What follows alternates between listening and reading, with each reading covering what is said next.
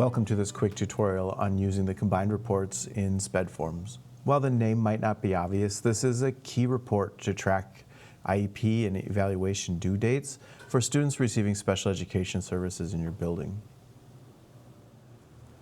To quickly access combined reports, start on the admin overview page.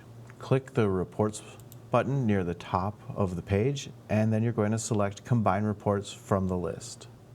The combined report contains a lot of information, but as a principal, you'll primarily use it to check due dates.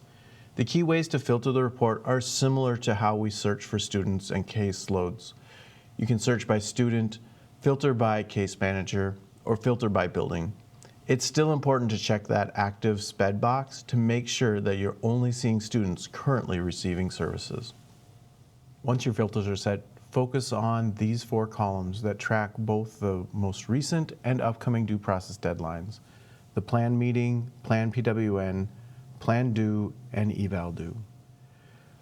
There is additional information on this report, such as the federal setting and disability code, but for tracking IEPs and evaluation timelines, these columns are the most relevant.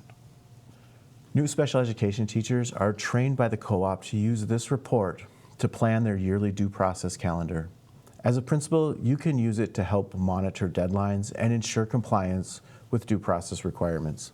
Special education coordinators are always available to assist, but with direct access to SpEd Forms, you have a great tool to efficiently monitor compliance with due process deadlines. For more tutorials, visit the online binder or contact your special education coordinator.